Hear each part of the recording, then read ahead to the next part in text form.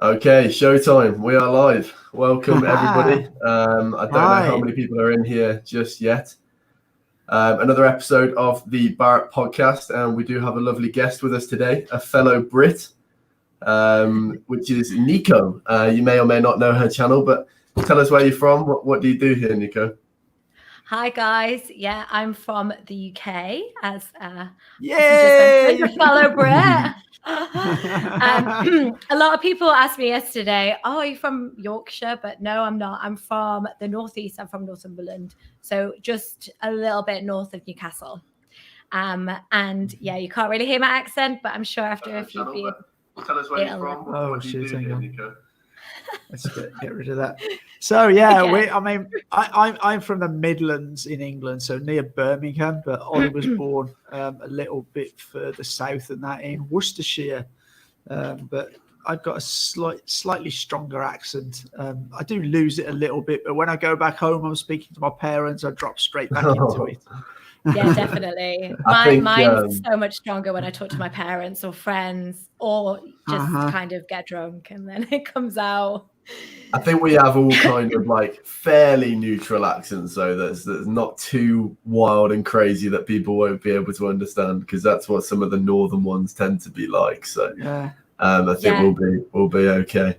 So I feel Nico, like in some of my videos, my parents actually came to visit last year.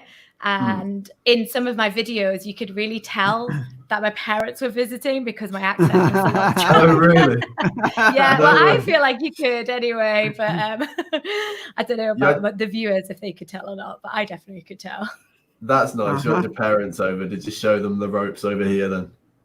Yeah, well, actually, my mum has been to China quite a few times. She came well before I've ever been. So she came, I think, she's probably been to China more than any other country apart from France. So she's been here like 7 times or something. Quite a lot. Wow. So yeah. I guess you knew quite a lot about it then before you came.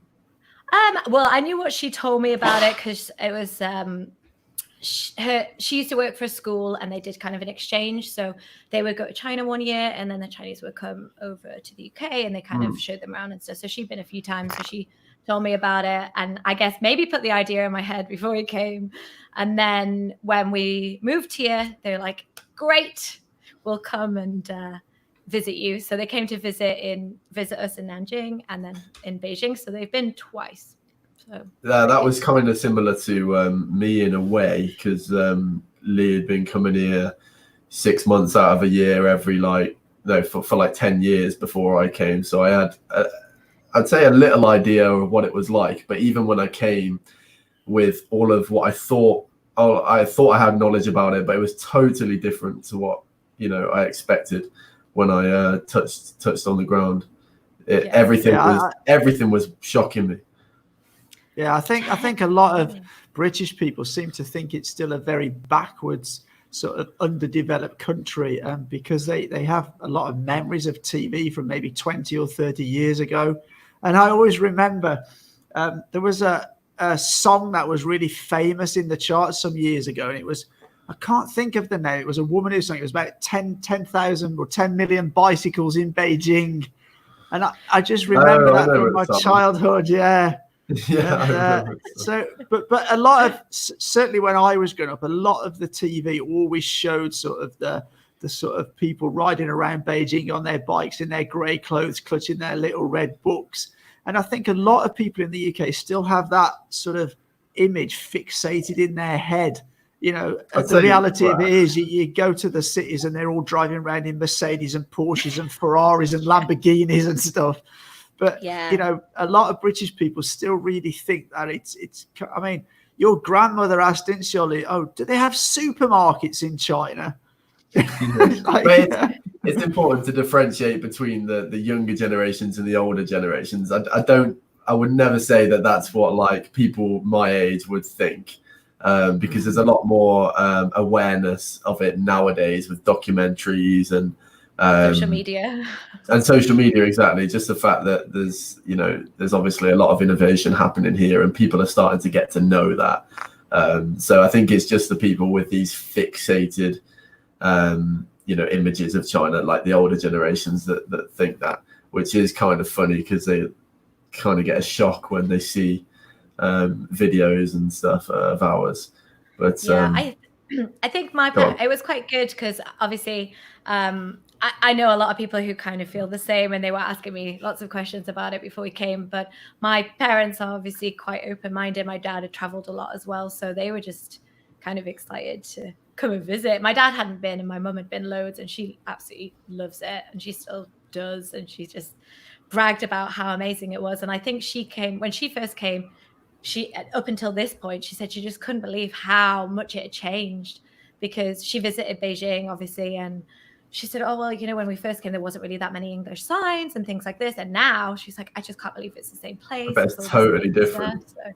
And I imagine for you the same as well, Lee. If you've been here, China, for 10 years, that's the amount you must have seen and the change. Yeah. I mean, it's changed a lot. I spent the first couple of years in Shanghai, which was probably one of the most developed cities, one of the earlier developed cities.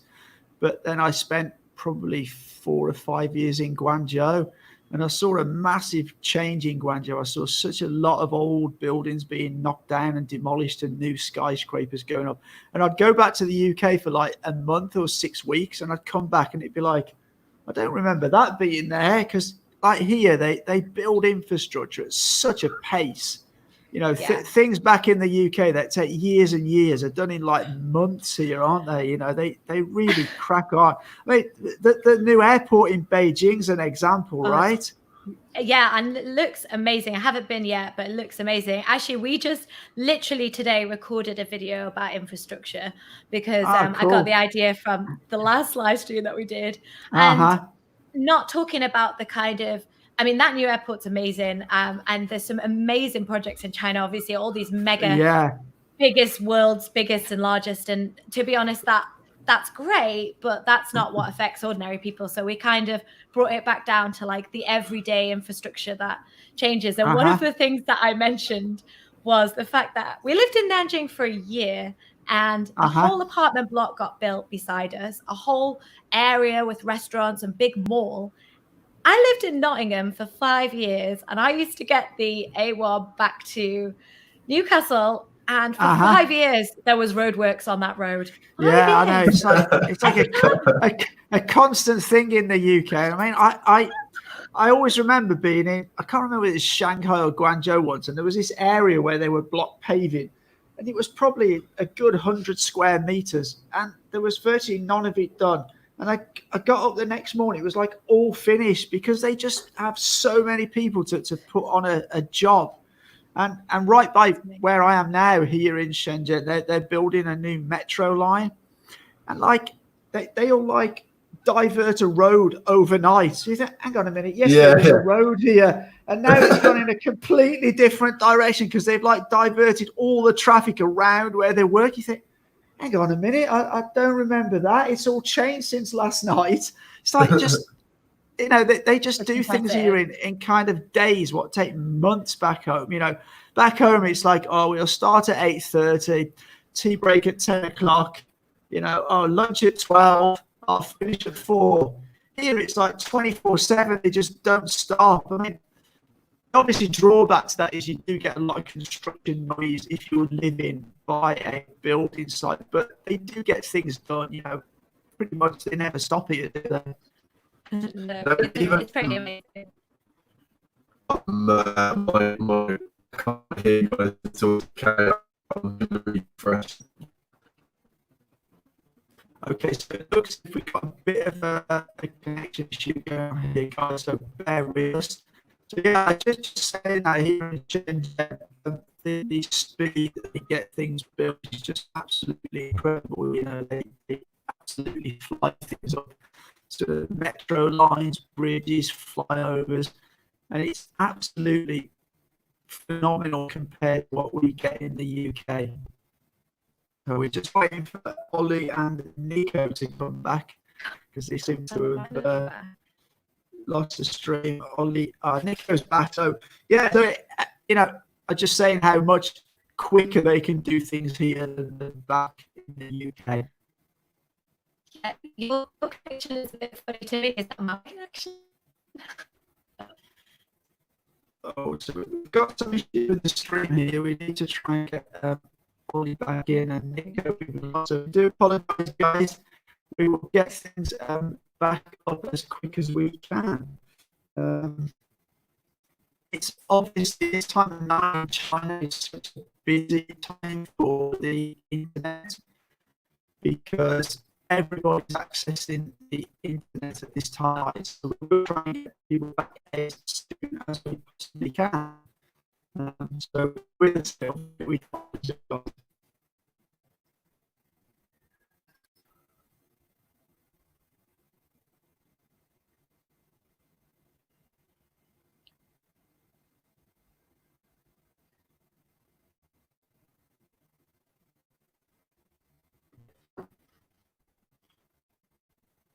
Try and get so he's back with us, I think. We've got his audio, but we've picked up Oli's back with that was the issue with the connectivity software or not.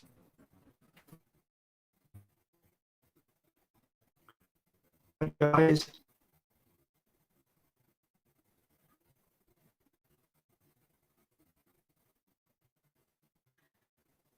It's a big problem with the internet here. So we'll try and get Oli and Nico back as soon as we possibly can. But we have no luck quite at the minute.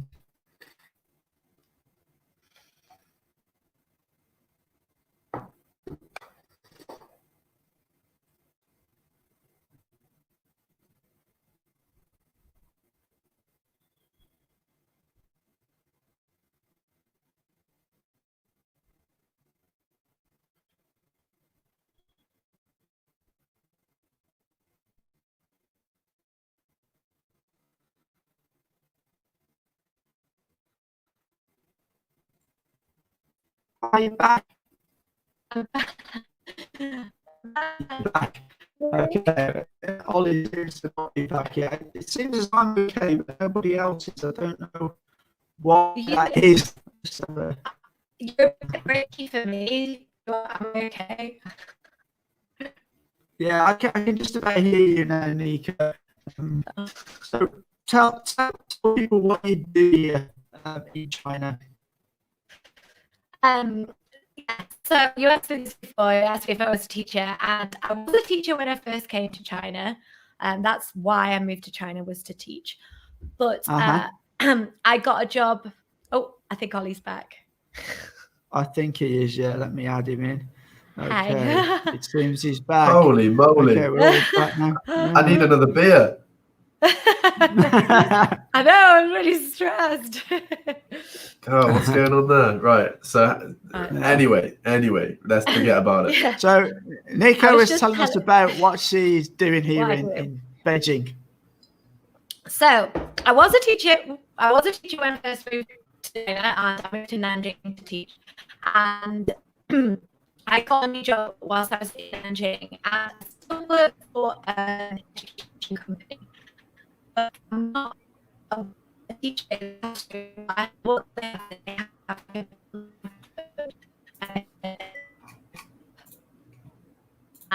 so line like interactive TV show style lesson, and I present that. So I basically like TV but for English language. So I play different games, and I do stuff on the green screen, and it's it's a really exciting job. Oh, good stuff. Okay, Very I didn't catch. I didn't catch all of that, but I got most of it. Oh, finally, I've just connected to hotspot and I'm good. I can hear you okay now. Right. So did you? Okay. Pain. So did you prefer teaching, or do you prefer the new job that you do? Well, that's a difficult one. I loved teaching because I loved being with kids, and I'm not actually kids anymore. So it's a real shame because they're really, really that was the best part of photography. But what I do now is so much fun.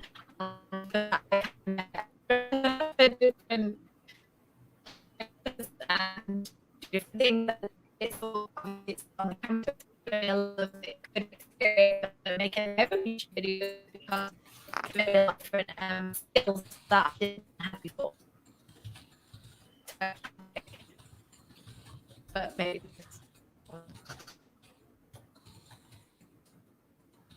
seems there's a bit of an issue here. This is it seems we're getting comments flooding in saying no one can even hear what you're saying, and I can't either. Okay, I'll leave and come back if it's any better. Okay, all no problem. I can hear you fine, Oli.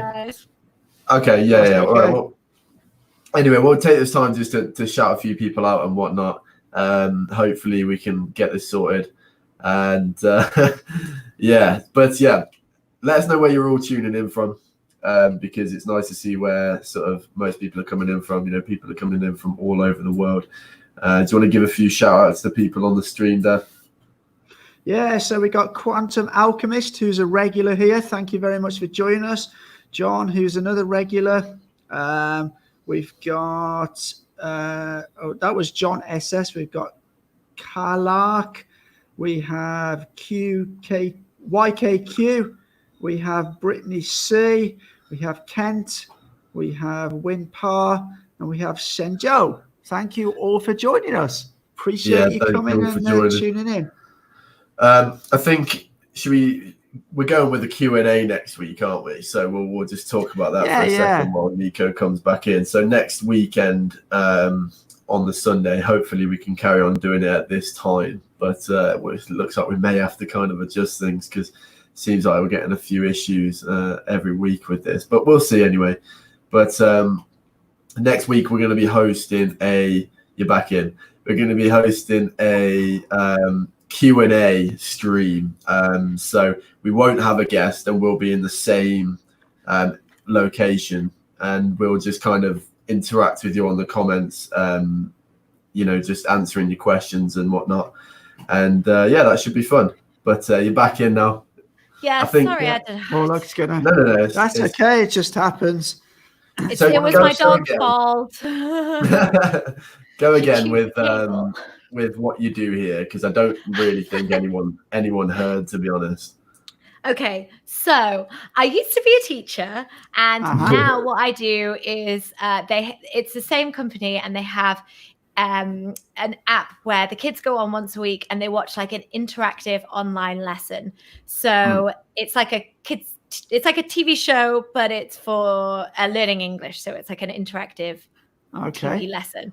So it's all on the green screen, and I play different characters. So I've been like a superhero, a wizard, a scientist, lots of different things. So.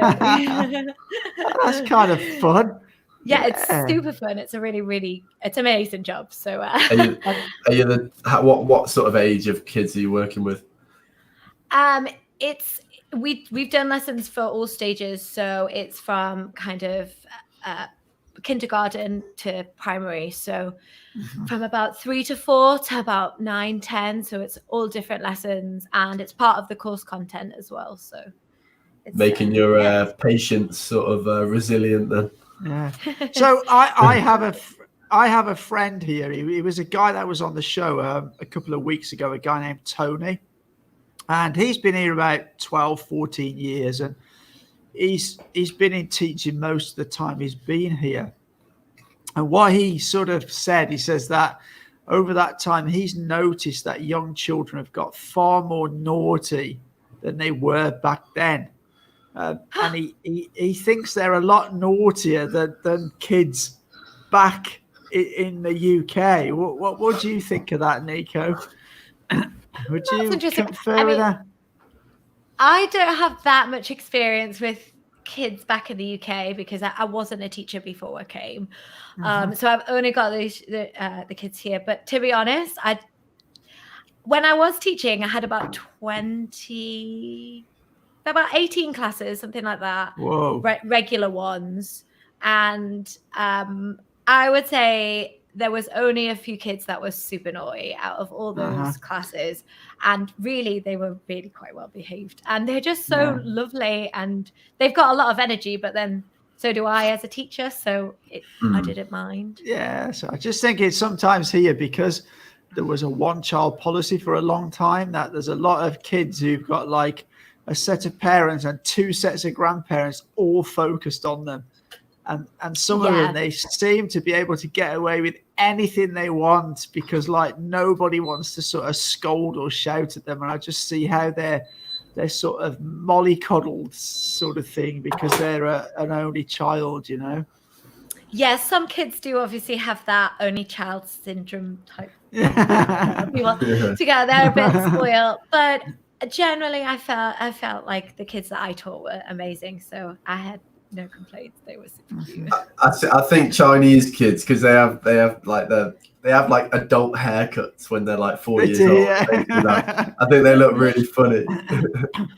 I think that's a strange thing when they're yeah. babies and they shave their heads. I think that's such a shame that you see a little girl and they give her a skinhead. It's like... I've not actually noticed that. Get a pair of Dr. Martens and they'll be well in. They dress very cool here, I've got to admit. They do, yeah. Probably better than I dress. So if you're... Go on, Oli. No, you're all right. Go on, Oli. I was kind of just going to take it in a different direction a little bit, because neither of us have been to Beijing, so it's very interesting, because like it's in the same country, but when you think of a culture, it must be very different to here, like the way things are done, the food, you know, everything. So have you been to Shenzhen? Have you got it? Are you able to? So you must be able to sort of compare it a little bit. We came to Shenzhen. Yeah, our first year when we were in Nanjing, I did a big Shenzhen video because we came for like 4 days and I went to lots of different places and kind of did like an in-depth video for people who were maybe looking at moving to Shenzhen because like to teach or expats, because I found that there wasn't that much information about the cities here before I came. So we started kind of doing a few different cities and why they'd be good to live in. So we've done a few, and Shenzhen was one of them. Sorry, go on. Yes, Shenzhen. I've just getting in my mind now. Did you make that video quite a long time ago? Yeah, it was like 2 years ago, maybe. I think I saw your video before I came to China when I was researching about Shenzhen. I think so, yeah. Probably. Yeah. Possibly. Yeah, we did. It was about two years ago, I think. Now. So, yeah, probably was. The main cities foreigners know, certainly in the UK, is Shanghai and Beijing, isn't it? Most foreigners have not heard of even Guangzhou or like Shenzhen. That's true. I think if you're into electronics and tech, you'll have heard of Shenzhen, but much outside of that, most people have not heard of anything. Oh, Hong Kong, Shanghai, Shenzhen. Yeah, sorry, Hong Kong, Shanghai, Beijing, and Xi'an as well. But because of the terracotta warriors. We moved to Nanjing, and I hadn't even heard of it, to be honest. And I had to do a lot of research before we decided to pick that city. And yeah, I mean, when we first came to Beijing, I was like, I'm pleased. I didn't want to live in Beijing. I wanted to live in Nanjing. And then after we lived in Nanjing for a year, it was amazing. We lived in like the suburbs, and I think we were just kind of ready to be like really stuck in the middle of a city. So we moved to Beijing, and it was amazing. And it is very different to Shenzhen. Like, obviously the weather's completely different for starters. What I felt like Shenzhen was like is it's very green, and it almost reminded me a little bit of Singapore. There's I don't know if you've been to Singapore at all. Like there's loads of green. I haven't, but I've seen pictures. I think the Beijing is like the cultural capital, whereas Shanghai is like the financial capital. So it's much more. Although I've not been to Beijing, from what I imagine and what I've seen, it's much more like traditional rather than like Shanghai, where it's massive glitzy skyscrapers and all this kind of thing, you know. Yeah, completely. I mean, Beijing has that sort of area. It has like the CBD, and it's got some really amazing buildings. And there's a big kind of that sort of thing in Sanlitun. But yeah, for me, what makes Beijing so amazing is the culture. Like, we live in a hutong. I don't know if you know what hutong is. So yeah, we live in sure. old streets, and for me, that's what I love the most. Is I just love walking around my like neighborhood and just seeing the local life here. Yeah. It just feels like you're really stuck right in, and I just absolutely love it. And obviously, it's got all these amazing historical sites that you can go and see, and also really cool kind of areas that you can go to. It's a city that you probably wouldn't get bored in. Like, there's so much to do here, and there's so much I haven't done yet, and I've been living here for 2 years or something now. And how close to the center are you? So I live pretty much right in the center. I live a block away from the Forbidden City, practically. Okay. So can I ask what the cost of your apartment is there? Because if you're pretty central, Beijing's pretty expensive, right? Yeah, the cost of apartments are really expensive. The cost of living generally is about the same, but I've said this in the video before, because my apartment in Nanjing was half the price but twice the size. So in Beijing we pay quite a bit, but it's really central, and it's the hutong, and it's kind of been converted. So it's about. What's the size of you got there? It's what size? What size would you say that it was? Sorry, I was just asking Jack. It's kind of like one up, one down, if that makes sense. So it's kind of not that big. It's one up, one down. I've actually got a video about it if you want to check it out, called My Hutong House.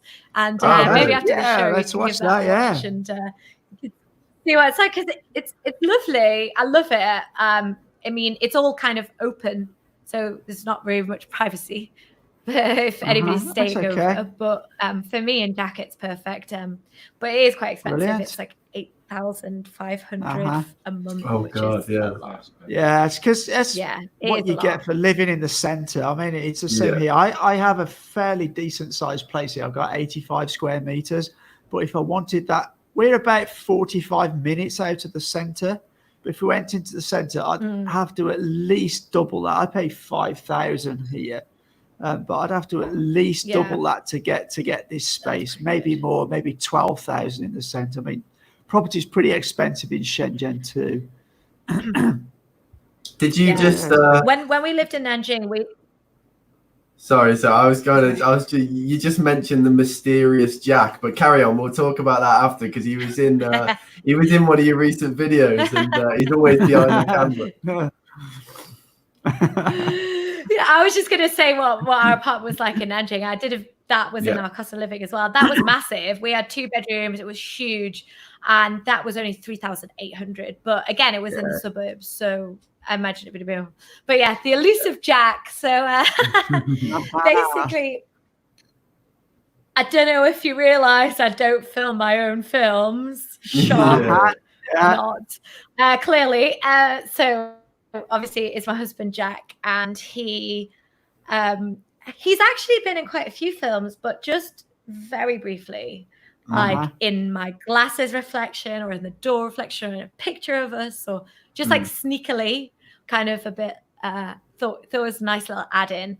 So we thought when we hit 10K, it was time to show everybody the man behind the lens. And so we did a Q&A. Is that his decision or your decision to keep him out? No, it just kind of ended up being that way. I mean, he is a bit of a perfectionist when it comes to filming, and he wouldn't be able to film us both so well with a gimbal and things. Yeah. Okay. So we have a super chat here from Fat KY. Hello, Nico. Have you ever considered a career as a television host? You may be the best travel host based in China. Oh, thanks. That's so kind of you, Fat. I really appreciate it. Well, Yes, obviously, I have considered it. So I'm open to options if If anyone if it Yeah. comes along. I'm sure. No, well, that's one of the reasons why I wanted to do this job here is because it's presenting, and I wanted to kind of do that a little bit more. Obviously, I love making our videos, but I would like to kind of do more presenting stuff. So if opportunities like that came, obviously, I wouldn't say no. I'd Of like to do course, more yeah, than yeah. travel presenting. But in the meantime, you'll just have to keep watching our videos. And So somebody's asking which city I prefer to live in. So I've lived in the three cities I've spent a lot of time in are Shanghai, Guangzhou, and Shenzhen. I like Shenzhen, but I think if I had to say my favorite city to live, it would be Shanghai. Now, there's a reason for that. From the UK, we have a much sweeter tooth than most Chinese people. And in Shenzhen, the food is very salty. It's much more salty. Whereas if you go to Shanghai, there's a lot more sweeter things. So, for instance, like in Shanghai, there's places that sell donuts and this kind of stuff. It's not so easy to find that kind of food here in Shenzhen. And they like a lot of water-based food. And I'm not a big fan of that. So they like this they call it soup. We call it in the UK like a broth or a stock. So they will have noodles in a broth or a stock. And I'm not over keen on that. I prefer sort of more dry food. So that's why Shanghai suits me a little better. that's What interesting. about? I actually really enjoyed the food in Shenzhen, but Oh, really? we went to like a street food market, and it felt like there was a real mixture of food. And that's one thing that I miss a lot from Nanjing is you can't Uh-huh. really get street food here in Beijing, and that's my favorite thing. Really? You can't get Okay. it. Yeah, you can't I, don't get it. when I was in Shanghai, there was a lot of street food at that time, 10 or 12 years ago. The sort of authorities have cleared a lot of it up now, so you don't see so much of it. But the apartment I lived at about 10 o'clock each evening, this young guy and his mother used to come and set up this street cart. And I'd pay something like, at that time, it was about 6 yuan for chow mein, and then another 2 yuan for a big bottle of Qingdao. So for like less than 10 yuan. And it was the most delicious chow mein I've ever eaten. It was absolutely amazing. And we'd just sit there from about 9:30, 10 o'clock at night till midnight, just drinking beer and eating chow mein. And then you go to some really quite expensive restaurants and the food was nowhere near as good, you know. Some of the street food is amazing here. But sadly, Yeah, I a love lot it. of it's disappearing because the authorities are sort of clearing these little street vendors away and sort of that, which is a shame, Yeah, really. it is a shame. You get the street sellers are the ones who are making the same thing year after year after year, and they just perfect it. You know, they just get it just right, Super and then good at it, yeah. they'll always be cooking what they've grown up with in their home province. So they literally just do it 10 out of 10. They've got a street food street on where I live, and to be honest, I haven't ventured out there as much as I should have because I'm a bit too lazy to go out in the mornings. I tend to stick to my British kind of cereal and milk, which I do like a lot. So, but yeah, I don't venture out there enough. And yeah, like you said, when you go to these expensive restaurants, they attract people because of the atmosphere and what the place looks like, whereas they tend not to have better food than a lot of these street sellers. However, you need to be recommended. You need these like street seller places because you wouldn't really particularly go there without a recommendation. Yeah, Yeah, I I mean, was really lucky. go on, Nico, go ahead. Oh, sorry. I was really lucky when we lived in Nanjing because, like, where our school was, literally there was a big street food market right beside it. So every night we'd pretty much get fried rice or stuff, and all of the vendors were just so good. I used to tell my parents, and they'd be like, "Let's just go out to the street food market." Connections going again, I think. Connections going. Yeah. So yeah, you might have to reconnect in, Nico, because your connection's gone. So just to talk about street food, it's harder and harder now in Shenzhen to find street food, simply because so much of Shenzhen's been redeveloped. But there's an area called Gangsha, and there's still the original Gangsha village there. And there's a little place there, and to look at it, it looks nothing. It's a little, it even looks quite dirty. I guess tourists would never go there. And they do the best char siu juro I've ever eaten, and it's lovely, and you get that and some rice and some vegetables, a bottle of beer, and it's 25, 30 RMB. Absolutely delicious. Yeah, well, on that topic still, I love the fact that here you can hold on. I'll bring Nico in. There we go. I love the fact that here it's literally one of the main reasons I love being in China, or where I am, is in the UK going out for food was like a luxury, like a real luxury. It's so expensive. And half the time it wouldn't even be that good.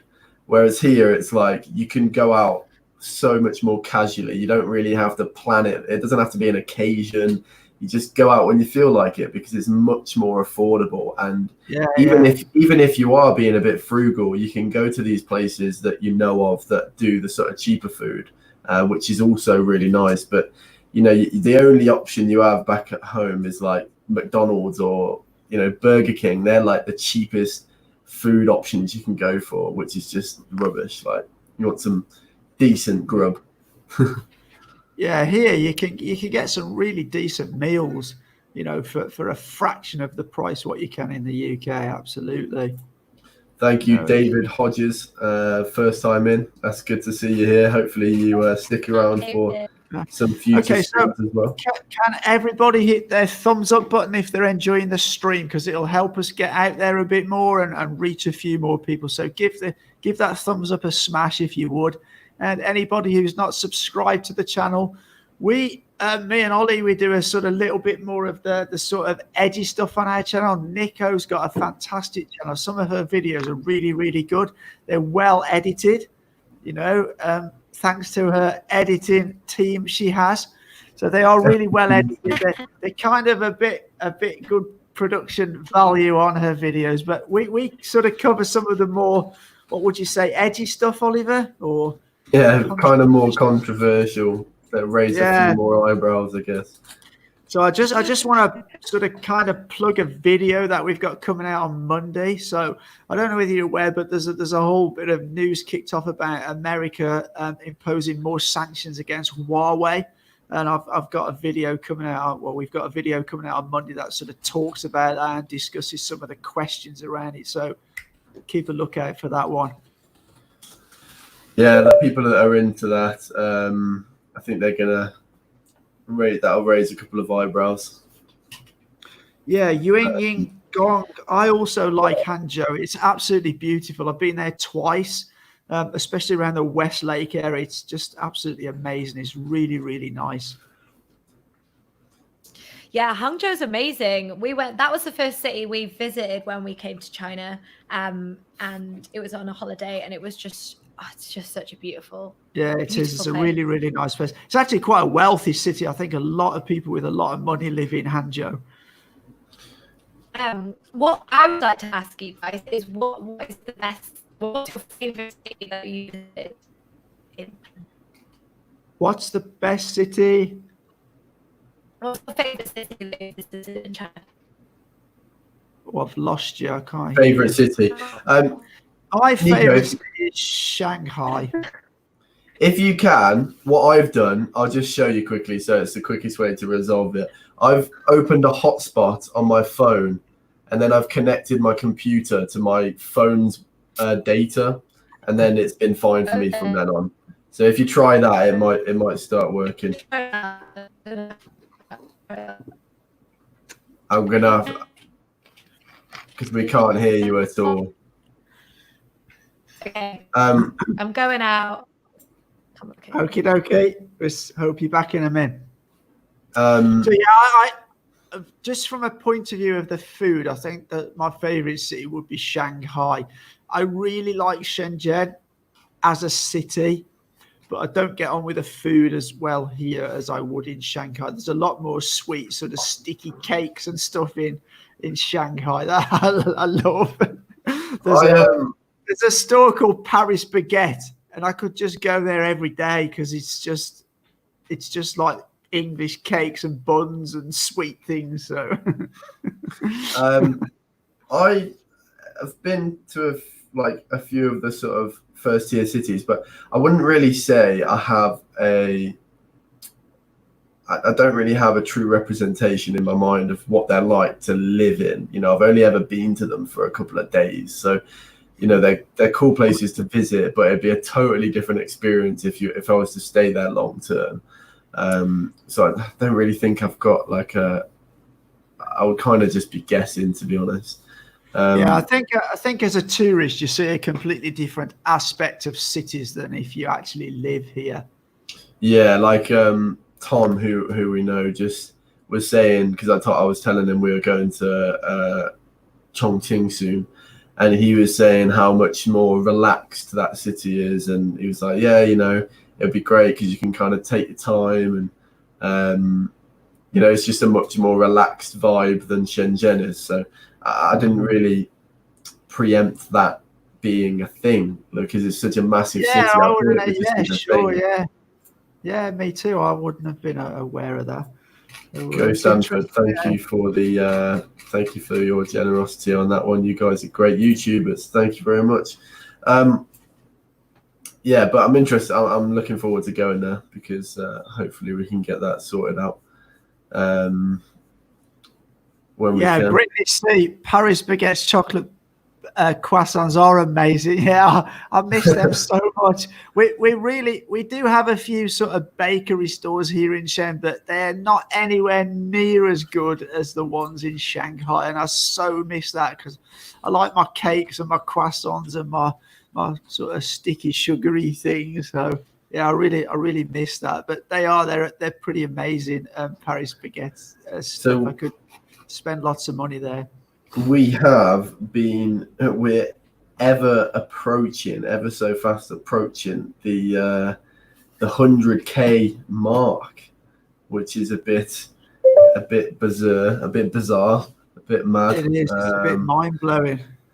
So if you're able to hit that subscribe button if you haven't already and help us on our way there, we've got a little sort of introduction planned for the 100K video, which should be an interesting little segment. But yeah, it's strange because the whole COVID situation seemed to have been a bit of a silver lining in terms of us being able to work on YouTube full time, because since then is when we've been able to sort of really make a difference on it, and hopefully we can kind of keep that as a full-time thing going forward, because it's the best thing I can imagine doing at the moment. I'm really enjoying it, so as long as you keep watching the videos, we'll keep making them. So that's that. I'm sorry, guys. Sorry about the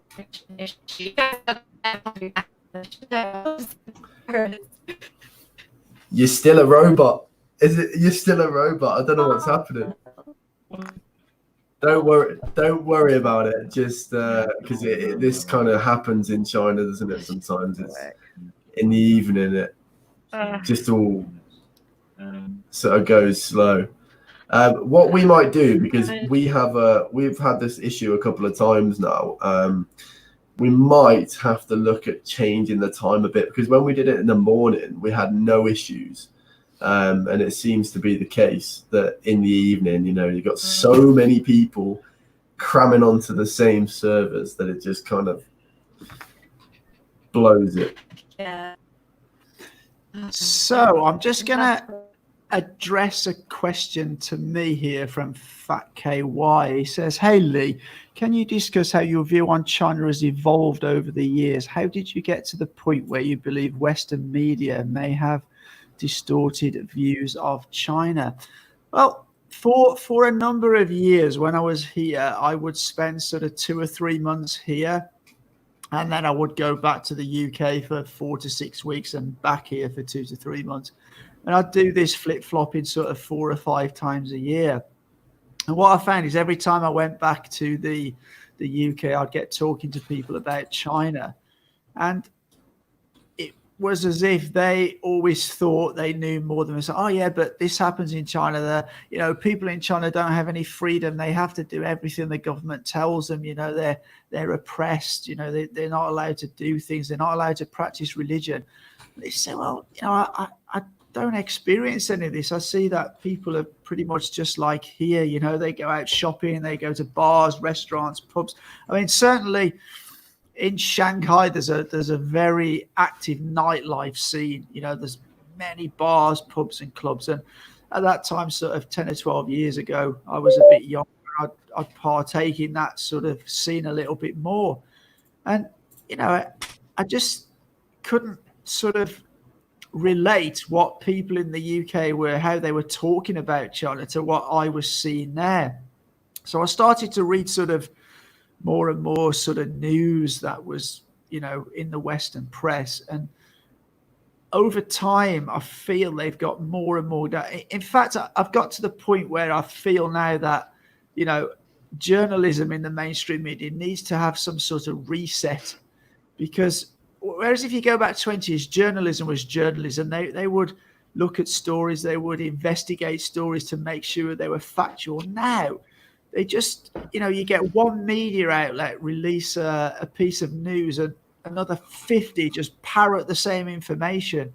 And a lot of it has never been checked to see if it's factual.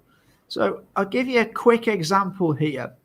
When the coronavirus kicked off, there was a Western journalist who was sort of saying, it was an American journalist. Look, Wuhan let international flights go all over the place after they shut down Wuhan. And actually they didn't. Although the flight schedules were there, because obviously flight schedules are put into place sort of weeks before the flights actually happen. So they put this story out that all these flights left Wuhan. But then another journalist actually did a bit of digging, looked into it and found actually those flights had all been cancelled. The problem is by then it's too late, because it's already in everybody's heads that those flights left Wuhan. Whereas actually the reality of the situation is they didn't. They were all cancelled, although they were still all on a schedule. So it's things like this that and I've just noticed that, media generally, even if it's a positive story about China, a lot of the Western media will put a negative spin on it. Now, that's not to say I can't read Chinese media, and from what I understand, some of the Chinese media is negative about the West as well. But I just think, journalism needs to have a reset where they start reporting what happened instead of rumor and speculation. Because I think that anybody. What I would add to that is, there's a fundamental issue with the way people get paid for media nowadays, because for the journalists, it's not in their best interest to make the world a peaceful place. It's in their best interest. It's in their best interest to get as many people to look at that page, so the advertisers can earn their money, and they can earn their click-throughs. So it's like, you can't really hate the player for it. You got to hate the game, but like, who's to blame? It's just a fundamental broken system. It's going to constantly keep getting worse and worse, because it's just all about money at the end of the day. They're not bothered, and you don't. It's not just towards China. You get fake news just about everything, absolutely everything. Yeah. And people, like you said, like in the future, it's going to get strange when, like, we had an interesting conversation about how artificial intelligence is now being used to like, I've seen videos where people are saying things and it looks like they're saying it, but it's actually just artificial intelligence putting that together. So this is going to change the game when it comes to fake news. It's like, it's going to get to the point where you can't trust anything, like anything online. And that's going to be a really big problem. To be honest, I'm at that point now. I literally don't care to look at news that much because I just hate the fact that I'm swallowing just fake information everywhere, left, right, and centre. So, Nico, do you, when you speak to people back in the UK, what do you find they think of China? What's their view? Well, obviously this maybe the same sort of thing.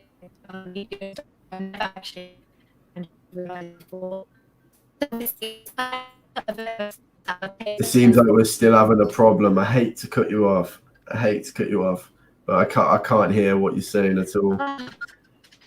I'm sure it's frustrating you a lot. It's so annoying. Yeah. I'm sorry. Yeah, it can get like. Hey, don't worry.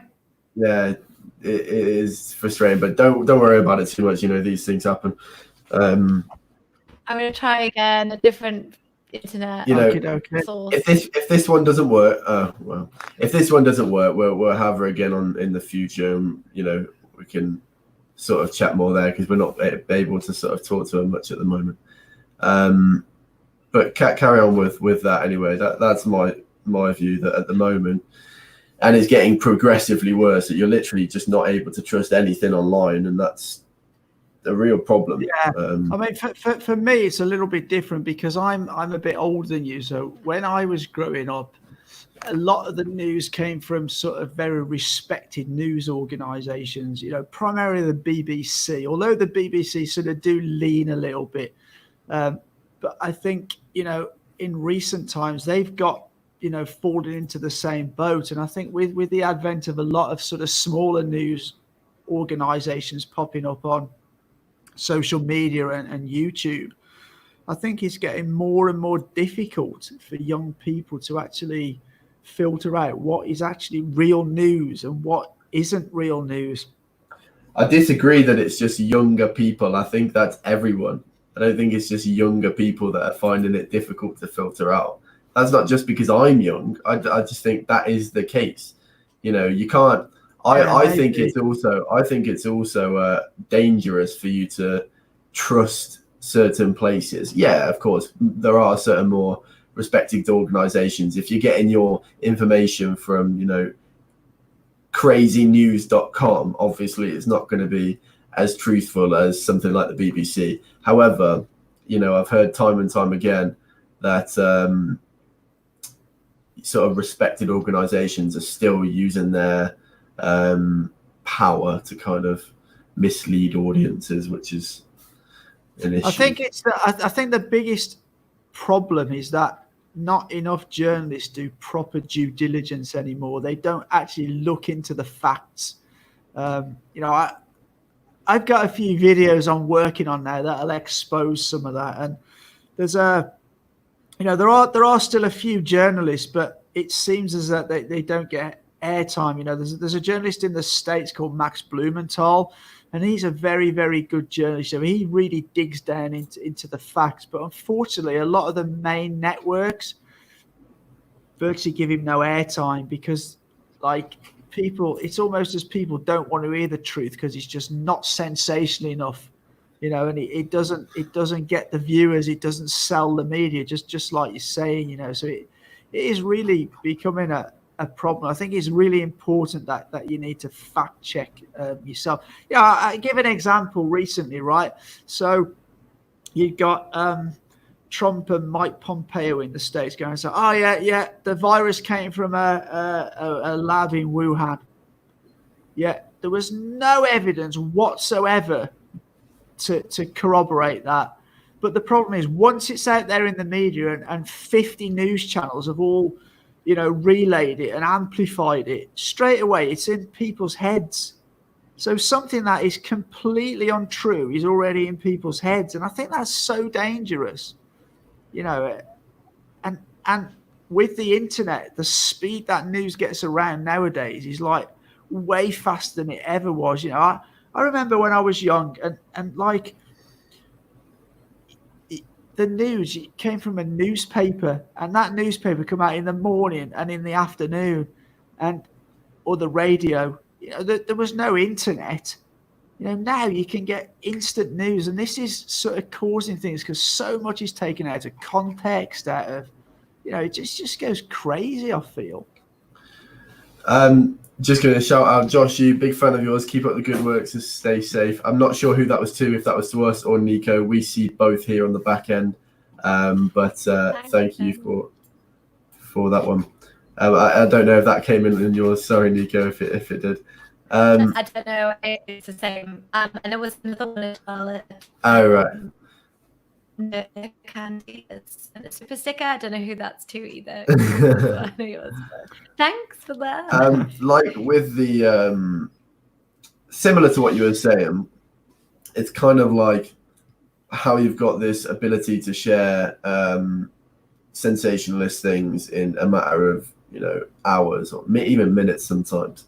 Yeah. This reminds me of the time like a couple of weeks ago. Like at the moment, if you're not in China at the moment, everyone in China is wearing a mask. However, it's kind of getting a little bit more relaxed nowadays. In the past sort of week, you do see more people, you know, wearing them around their chin because it's hot and whatnot. Anyway, a couple of weeks ago, that wasn't the case. Everyone was wearing them no matter what. I headed out on my bike and I went to Luckin Coffee to go pick up a coffee, and I totally forgot my mask, like just by accident. And we were saying that anyone could have like taken out their phone and taken a few seconds clip and used that as ammo against foreigners not wearing masks, because they obviously see in you know, like Western countries, it's not the done thing to wear a mask. So they could have done that and completely misrepresented what the truth was. But however, as soon as that's out there, everyone would believe that it was because I didn't want to wear one. However, the truth is that I just forgot. So it's dangerous. It's useful, but it's dangerous because of you know, being able to misrepresent things like that. Nico, are people still all wearing masks in Beijing? Yes, I read on the news today that it's possible to stop wearing them outside, but I think a lot of people are just going to probably wear them for a while. And I think it's advisable to keep wearing it until, you know, as a foreigner, I'm just going to keep wearing it until everybody else stops, because I don't want to protagonist anything.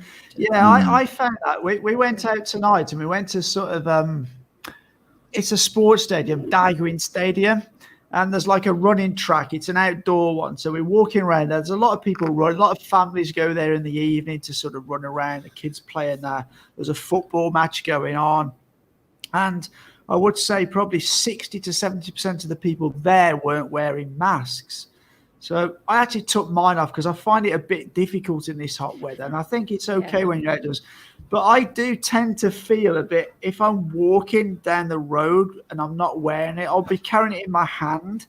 I do feel a bit strange. I feel that people are looking at me, go, oh, look at the foreigner not wearing a mask. Now, maybe not the case, but that's what I'm thinking in my head. So I tend to, if I go into a metro station or on a bus or something like that, I will put it on.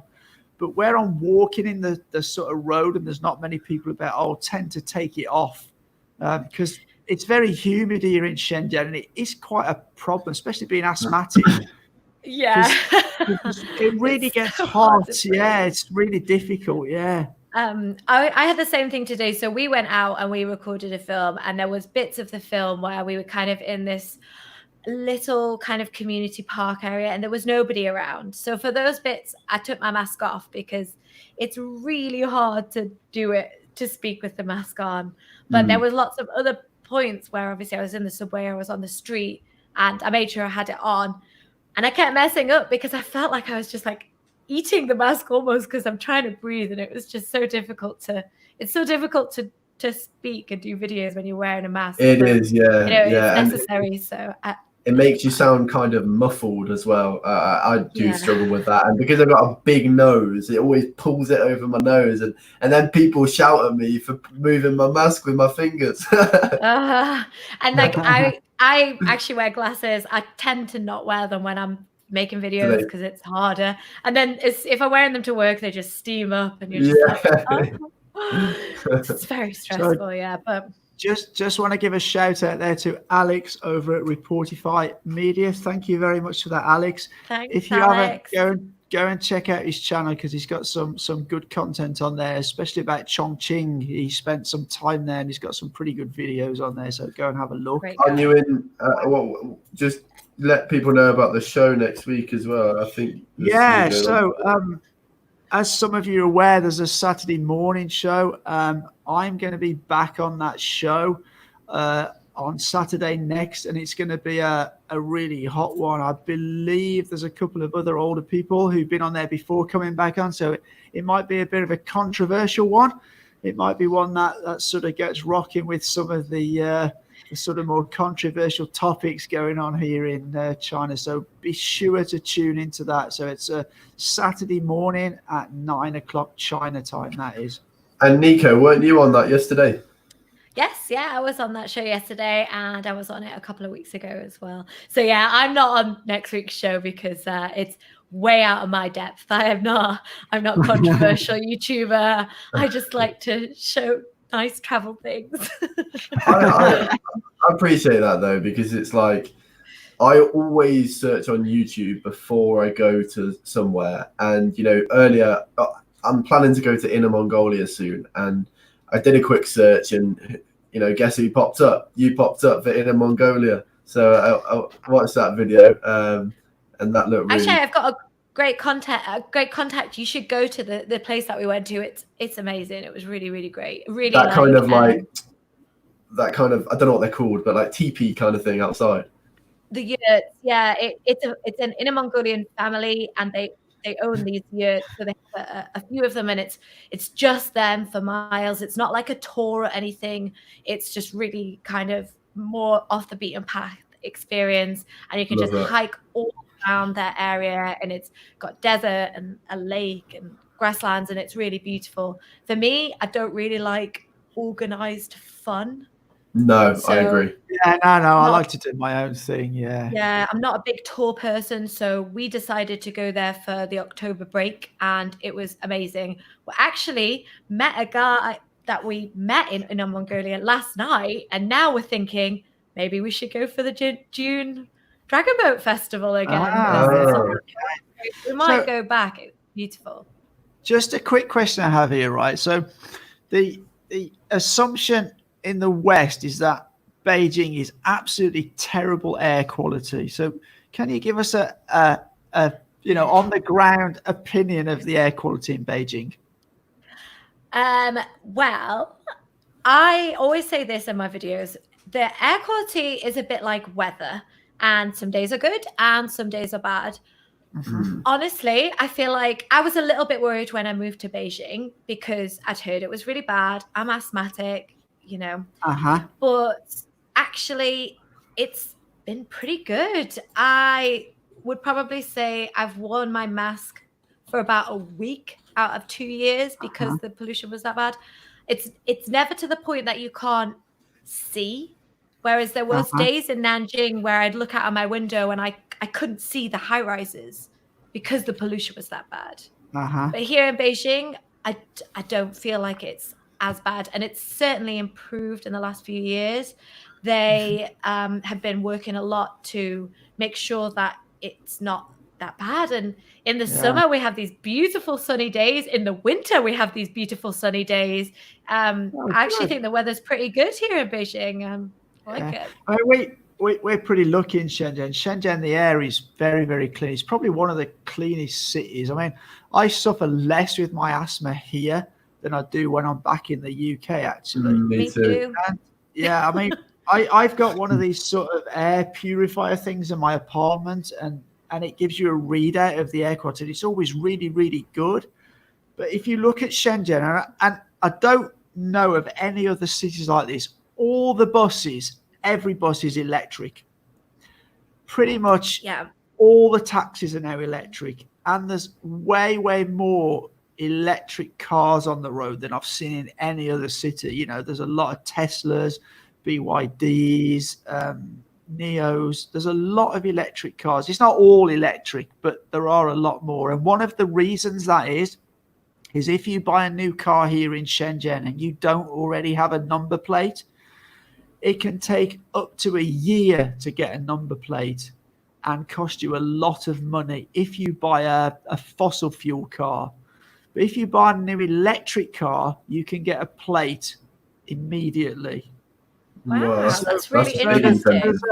There's a massive incentive for people to buy electric cars. And just in my parking garage here in my apartment, you know, I reckon there's probably 1 in 5 of them are electric cars now. So there's a lot of incentive. And something interesting I read in the news today that Tesla in the next sort of 3 or 4 weeks have got an announcement to make. You know, Tesla have a factory in Shanghai, right?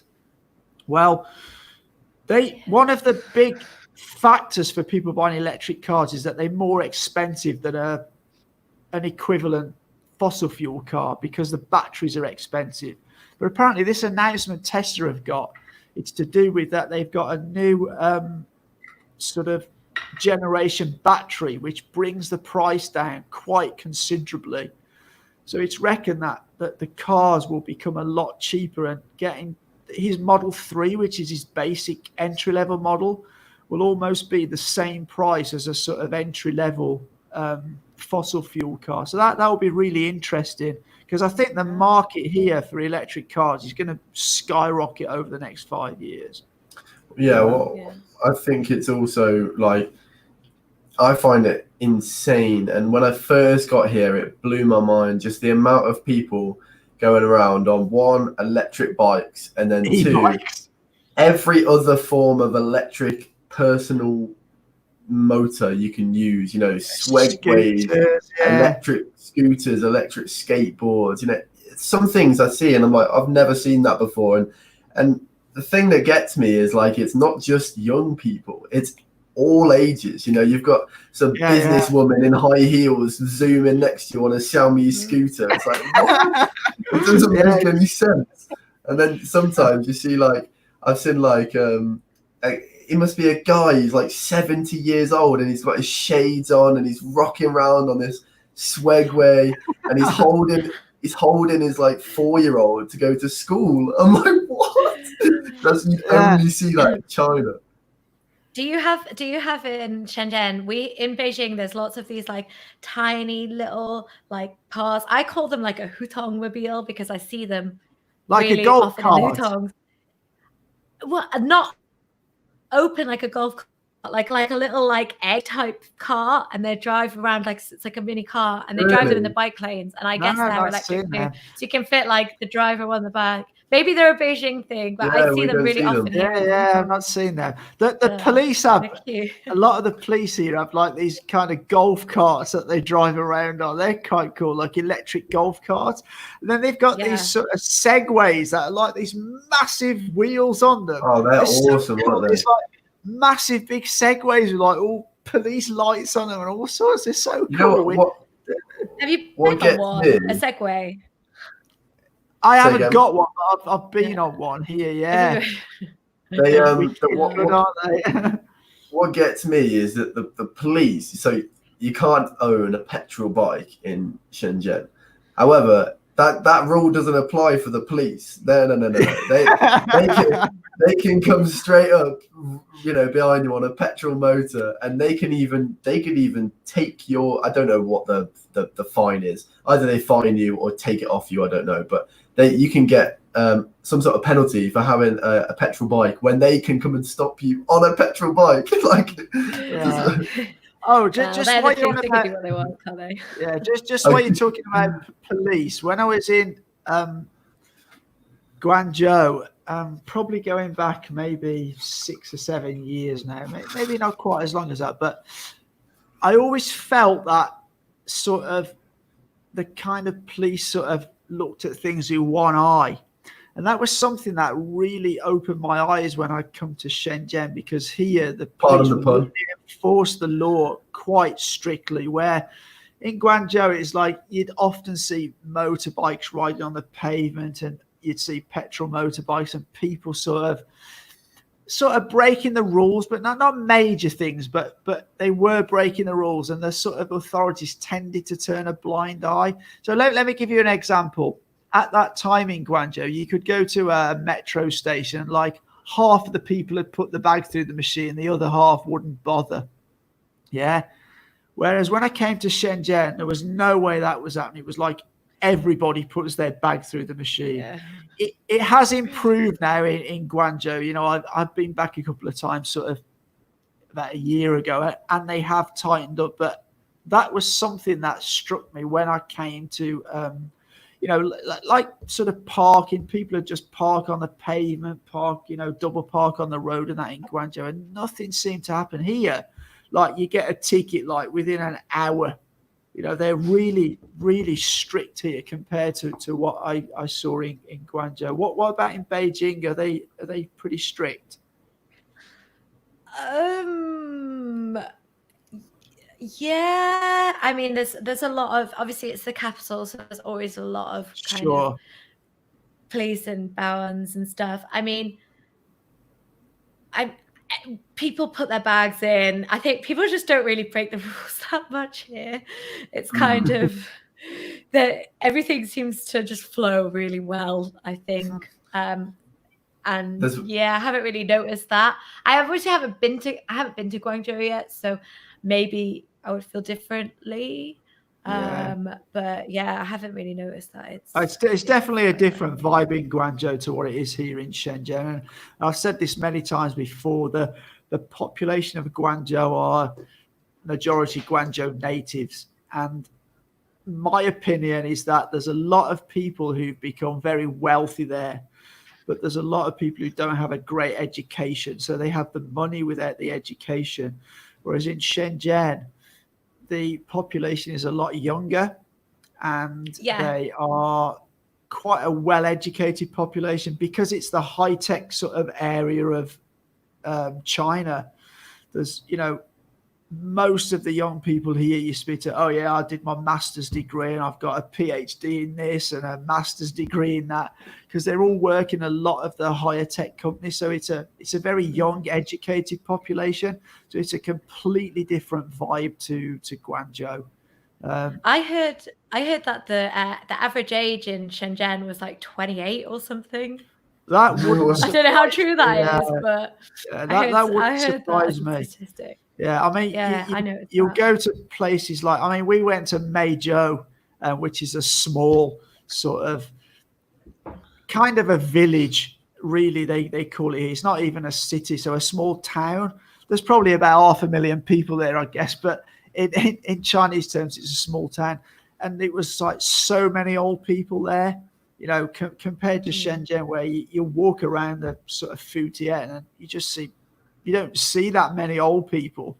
There obviously are old people here, but you don't see a lot, because what tends to happen is a lot of people will travel from because the property's now so expensive in Shenzhen, there's a lot of people who their family will be in somewhere like Weizhou, which is a city about an hour or so away, or other cities that are about an hour or so away. And they will come and live in Shenzhen in the weekdays and work. And the children with their grandparents will be at home, and they'll return home to those cities at weekends to spend time with their children, because the wages in Shenzhen are probably, 2 or 3 times what they are in these smaller sort of second and third tier cities. So you do get this vibe of a lot of sort of young, well-educated people who are working in these very high-tech industries here. Can I ask what made you guys move to Shenzhen? Why did you pick Shenzhen? Okay, well, I moved to Shenzhen for a relationship, actually. So it's a good enough reason. Yeah, and Oli, because I was here, me being his father, he came to live with me. He's now got his own place, but he came here first. Yes, I was I kind of came to China on a whim because I was kind of in a stuck kind of place, stuck in the mud kind of place in England. I didn't really know what I wanted to do. I just wanted to do something different and like get out there and experience more. And I wasn't really in a financial position to do that. So because my dad was already living here, I kind of just got on a jet and went to live with him for a bit. I was like, why not? I'll go to China for a bit. So that's really only the reason I am in Shenzhen. If he was in Shanghai, I'd probably be in Shanghai. So, but yeah, I really like it here. It was funny, like when I first came and he showed me where he lived, on the map, I kind of zoomed into Shenzhen on my phone and I saw that it was like nowhere near the center. And I'm thinking, oh no, because I'm using my like Western city, Birmingham, Manchester kind of mindset. And I'm looking at, no, it's going to be so boring over there. There's going to be nothing there. And then I land on the ground, go to Longgang, which is like, 45 minutes away from the center. And it's like more built up than the center of London almost. Yeah. I think people in the UK, I think people generally in the West, they just, it's hard to comprehend and it's hard to explain to people who've never been here just how big cities are. I mean, you can walk and walk and walk and it's just restaurant, shops, shopping mall, one after the other after you can walk for miles and miles and you're just constantly walking past shops, restaurants, places to buy things and you just I lived before I last lived in the UK. I was in Northamptonshire. To the nearest supermarket was like 15 minutes drive away in the car. Pretty much wherever you live in a city here, there'll be a supermarket. Well, there'll be a 7-Eleven within about 3 minutes walk of anywhere you live almost, or a Family Mart, or one of these Mayao or something. It's just so many stores here. You can really see why people come to the cities, because there's just so much more opportunity, the convenience, it's cheap for service industry stuff. Literally where I live, I can jump on my electric bike and within 10 minutes I can get to 4 different huge shopping malls. It's almost unnecessary. It's almost like, why is there so many? It sometimes makes you wonder how they all survive, because there's so much. I remember being in Guangzhou and you'd come out of one huge mall. You'd walk like 3 or 4 minutes down the road. There'd be another huge mall. And another 3 or 4 minutes, there'd be another huge mall. It's just crazy, man. Absolutely crazy. And they're all like linked at the crossroads, like 1, 2, 3, 4. Yeah, it's good to see it. Yeah, it's mental. I'm from a small town back in the UK. My town, actually, when I moved to Nottingham, where my husband lived in Nottingham, actually had a larger population than my town in Northumberland. So it's quite small. And then we were like, okay, so we'll move to a smaller city in China. We'll pick Nanjing. And it was like, oh, actually, it's about the same size as London. Yeah, I mean, it is. A small town here is like 1 million people. It's like we come from a village in the UK, didn't we, Oliver? A village called Sedgeborough. There's probably 600 people there, something like that, maybe. Yeah. That's a small village in the UK. A small village in China is probably like 300,000 people. It's like so different. It's crazy, isn't it? One thing always yeah. makes me laugh is I just remember the specific example when I was like talking to someone when I first arrived, saying that, oh yeah, I lived quite far away from my grandparents in the UK. It was like 2 hours away in the car. And like they were like looking at me to think, what do you mean it's far away? That's like round the corner. like because they live a 4-hour flight away and they visit them like 3 times a year. I'm thinking, doesn't make any sense. It's just huge. I think it's interesting though, because they have so many places to travel, so many different cultures to experience, yet they can speak Mandarin. Yeah, we don't have that ability. Well, of course, we can go to English-speaking countries, but within the UK, you haven't really got that much diversity of culture or anything like that. You know, everyone does similar things. You don't really have much of that going on. But here, you know, you can have a whole range of landscapes and food and cultures. It's really interesting. Yeah, I think traveling from one, part of China to the other is almost like you're in a different country because things that can be so different. Foods and the cultures of people, they can be very, very different. I think we're starting to have some issues with the stream again. So do you think it's probably wise to wrap this up soon, because we have been on for 1 hour 20 now? And we have. Time goes very, very quickly. Seems like we're gonna sort of get cut off again. Does anyone have any sort of parting words any words of wisdom before we end the show today? Well, can I just say something? I hit 20K today, so thank you very much. Of course you did, yeah. Oh, great. Nice one. So thanks a lot. I just want to say thanks to everybody for following and supporting, and if you don't, then please make sure you do. Yeah, for sure. Yeah, I've really enjoyed doing the show. I'm so embarrassed that the internet has been so bad. It's not your fault. Next Have time. you got any videos coming out next week? Yes, actually, Jack is currently finishing off an edit, and we're going to release one tomorrow about the 798 Art District here in Beijing. It's just like a little travel thing to show what it's like. It's like my favorite area here, so it's just going to show what that's like. So it's just a cool nice little video that we've got, and we'll have a 20K Q&A coming out next week. So if anybody wants to head over to my community tab and leave me a question, then I'll answer it on my Q&A that I'm going to do maybe with Jack, depending if you want that as well. Absolutely.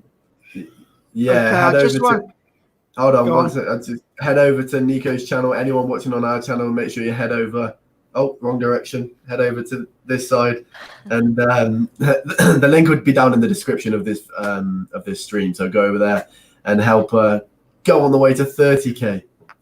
Yes. Okay, so I just want to answer a couple of questions. Brittany C, 5G is offered in China, but I don't think most people have switched yet. Yeah, they're rolling out 5G at a very, very quick pace here. And there are a lot of people switching over. We do have a 5G hotspot. But right where I am in Longgang, it sort of switches between 4G and 5G. They haven't got all the masts up yet, but they are rolling it out really, really quickly. And another one here from Jack Solves. Would you consider moving back to the UK in the future? I don't know. The one problem here as a foreigner I have is when I get older is medical care, because I haven't paid a sort of medical insurance policy in China. However, healthcare, unless you have to have something very, very major done, it's not hugely expensive here. I mean, I've got a video coming up. I went for a full medical a few days ago, and it cost like about 1,000 RMB. And I was absolutely blown away by what I got for that 1,000 RMB. But I'm not going to say anymore because I am going to do it. I documented the whole thing. And for you guys there in the USA, you'll be just absolutely mind blown at what I got for probably what's 1,000 RMB, how many dollars? About $150, something like that. something like that. Wow. Yeah, maybe. I actually had to have quite a big operation here in China, and that wasn't cheap. But luckily, I had insurance. So thankfully, Oh, I right. covered most of it. Yeah, back in good. September. So rightio. So shall we wrap it up? Yeah, okay. Thank you everybody for tuning in. Keep an eye on the community tab because we might have to see about this because we keep experiencing connection issues every week, and I think it's just the overload in on this sort of time. So keep an eye on the community tab for next week's show. I think we're just going to do it, me and Lee, and we're going to do a sort of Q&A similar to Nico, and get your questions in and whatnot. Ready. Yeah. And we won't have a connection problem because we'll be together. So there you go. So it'll be at 9:00 next Sunday. So I hope to see you in that one. And take care, everybody. It was good to have you all on the stream again. Yeah. Well, thanks for having me, guys. You're welcome. Speak to you soon. Oh, Poji Po, thank you very much for that contribution. Appreciate that. Thank you. You may as well answer the question now. You may as well answer it. People say it was much better than Guangzhou, especially in terms of automobiles and Shenzhen Metro as business class. I don't think Shenzhen Metro has a business class. They do have a carriage for women only, which is a women priority carriage. They don't have business class. The traffic is pretty bad in Shenzhen.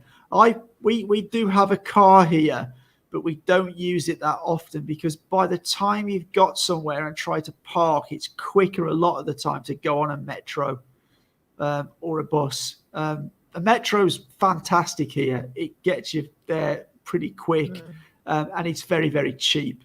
We use the metro probably more than the car. So yeah. Anyway, that we'll peace out on that one. All right, thank you everybody. Good to see you in the stream. Bye for now. Yeah. Take care. Bye-bye.